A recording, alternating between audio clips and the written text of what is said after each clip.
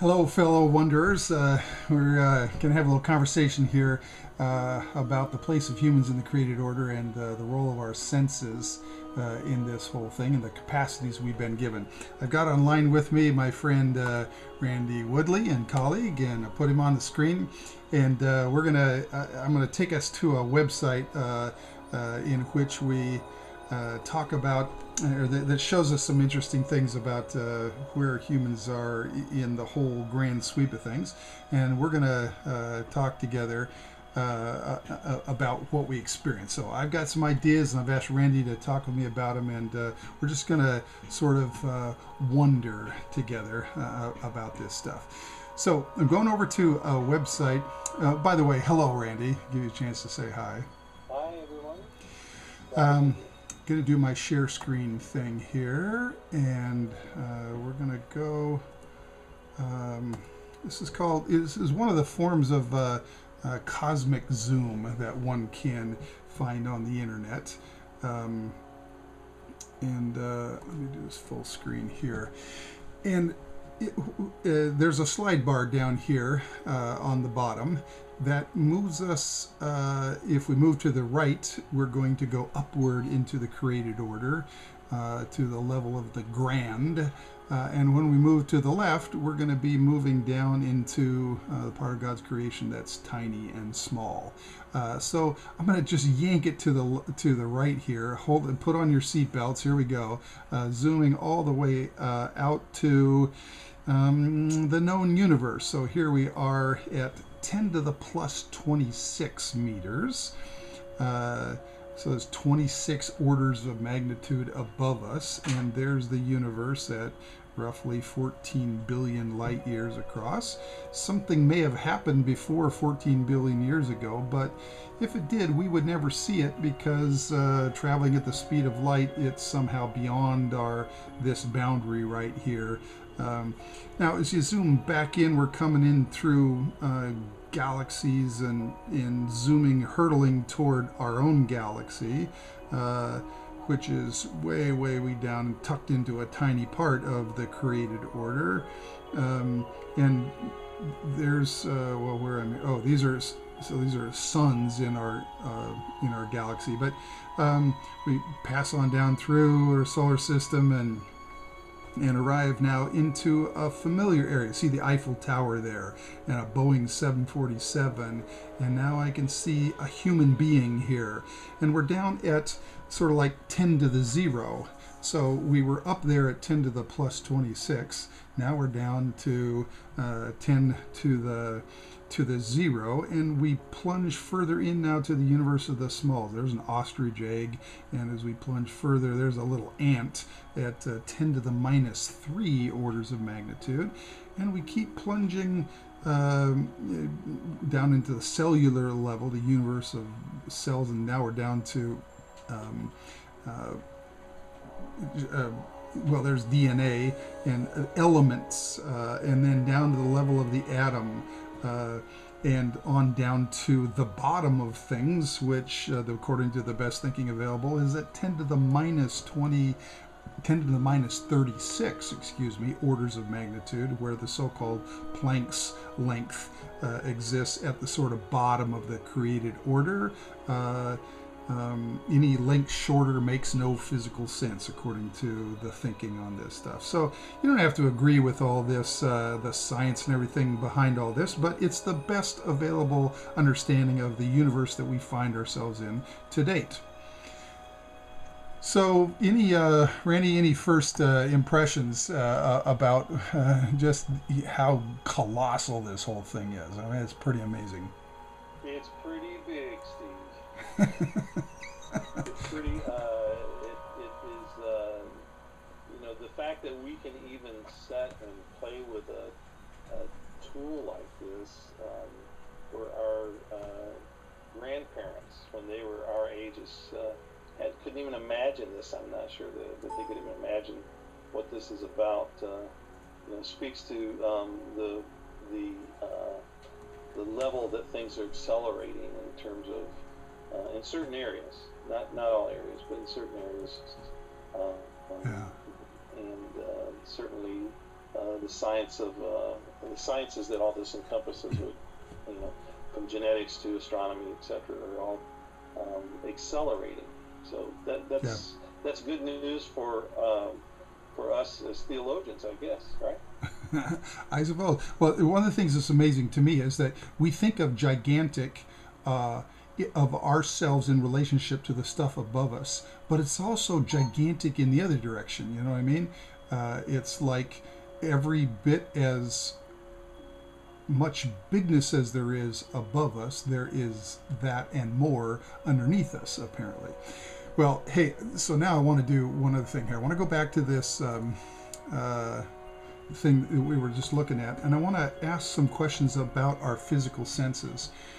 So, sort of where are we in the created order? Surely we're right in the middle of it, right? Because we're the most important thing. Say that tongue in cheek. But so if you look at our senses and what we're made to know or made to experience, we've got a sense of touch and taste and smell and hearing and sight. So let me ask the question: how far do our senses get us? Those first three, the sense of touch and taste and smell, we actually have to be in physical contact with the thing. So to taste it, it's actually got to be inside our mouths. Now, you could, I suppose, smell the jet fuel coming from an airplane nearby.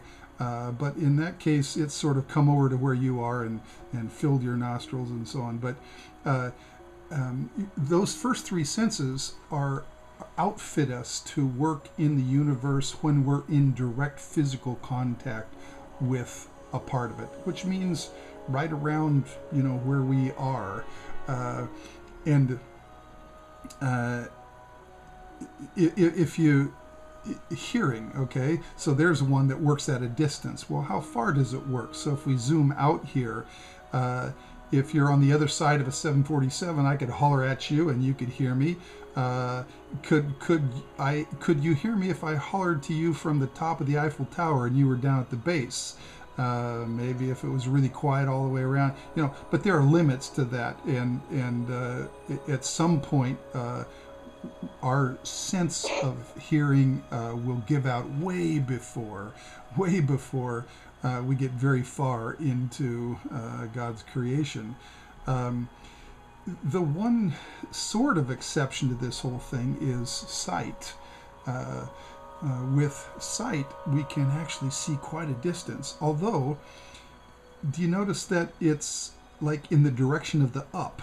So if we look down, I look at something that's on my fingertips, or inspect a quail egg here, which is 2 orders of magnitude below me, I can see that, or parts of it. But if I start going much further than that, I can't see anything in detail, and my sense of sight gives out.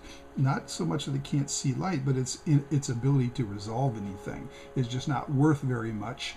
A couple of orders of magnitude, toward the small. And now with starlight and stuff, we can go way out here and see things that are huge distances from us.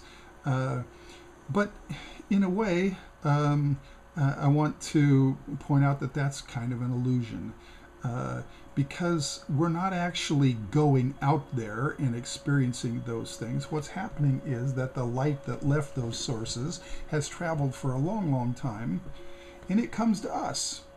We're standing here looking out into the night sky, seeing these things, and we imagine that we're out in deep space, but we haven't actually left anywhere. We haven't gone anywhere. It's just that light has come and hit our eyeballs. And when we start thinking about it some more, it's actually that all of our other senses work that same way. We don't actually go anywhere. Our senses don't take us any place. The universe comes to our feet, maybe carry our senses to other places, but we only experience the universe as it comes to us, as it comes in makes our tympanic membranes in our ears wiggle a little bit and we hear stuff, or the photos, a photon hits elements in our eye that straighten out and cause a signal to go to our brain. So in another way, that tells me that human beings are kind of locked really in this one tiny little place in the universe with capacities for knowing a very small portion of it, namely the things that are within 1 or 2 or 3 orders of magnitude on either side of us. And much beyond that, we're out of our medium, we're out of our realm, and it's very difficult for us to comprehend the thing. So, Randy, I'm switching over to you again.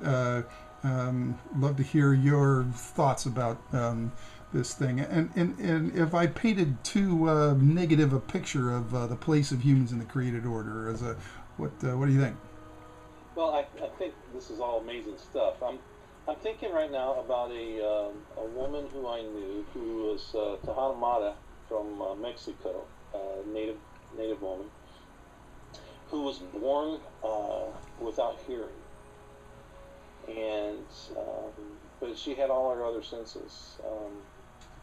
She could, and this was until she was an early teen. And I remember her telling me she used to imagine people's voices sort of like colors, soft or harsh, or and the thing that surprised her when she finally got her hearing was the actually the different languages for her. Some felt good to her ears and some felt bad. So I'm thinking about our power of imagination. What's that really about? So in one sense, and I have to admit, from a sort of a gut level, as a human being, I want to go, oh no, everything in the world doesn't come to us. We go out, and we, and so I don't want to be fatalistic in the sense that only this, but that may just be human pride, who knows. But I also think that we don't discover everything by accident. We actually have something called an imagination that takes us beyond that physical space, that into areas that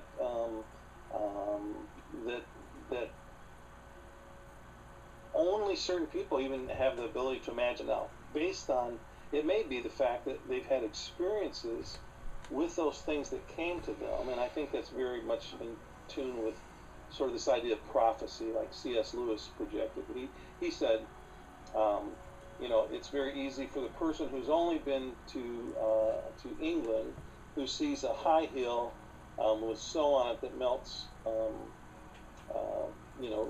early in the summer, and then the snow comes back in the winter, to imagine something without ever having seen the Alps or somewhere else where the snow never melts, right? Yeah. So that was, in a way, a little bit how Lewis described that sense of prophecy. It's like knowledge, imagine based on what you know. Yeah. Hey, if I could break in and say, I think that's all science is the harnessing of technology to extend our senses into realms of the created order that we're not built for. And then when we combine that with acts of imagination, we can see, as it were, or we can come to understand how that part of the created order works. What do you think?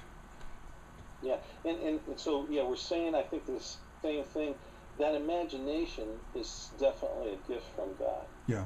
It's part of what it means to, the capacity to have that is what it means to be human, I believe. It's part of what it means to be human. And maybe even part of what it means to be created in the image of God. For me, the downer part of this thing is that we have to come to terms with our limitations. The fact that we are creatures thrown into creation, built to exquisitely know the place where we are, but the place where we are is actually amazingly limited, it's hanging twixt the all that is above us and the nothing that is beneath us, and we're just sort of in here, and that could be fatalistic, as the word you used, Randy, or it could be a proper humbling or a humbled position, and we creatures are called on to accept our place in creation and not try to grasp the place of God. What do you think? Yeah, I think, the fatalism is the part without the imagination, right? And I think some people, sort of park toward that end of the spectrum, perhaps. But you sound a whole lot like our traditional shaman, Steve, our traditional leaders. Have you been taking shaman lessons? Anything like Yeah, that? that's me. In what way? What way do you mean?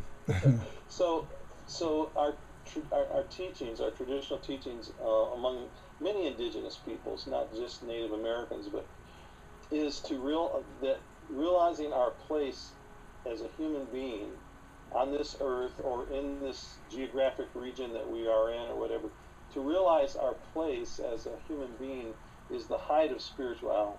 Hmm. It's the height of what it means to be godlike.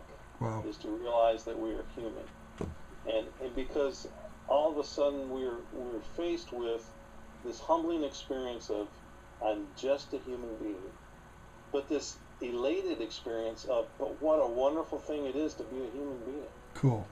And that's our place in God's community as well. That's how I see this whole enterprise in terms of what you're talking about. Is you've just illustrated very well what our teachers teach as a spiritual lesson. Interesting. Most of our songs surround around the idea of God, thank you for making me a human being, but remember I'm a human being, so have pity on me. Interesting. Oh man, thank you, Randy. Well, the purpose of this little thing is just to spark some wonder and some thought in our students here. So we'll pitch it over to you, and love to hear where your thoughts are going. Thanks a bunch, Randy. All right, thank you, Steve. Bye-bye.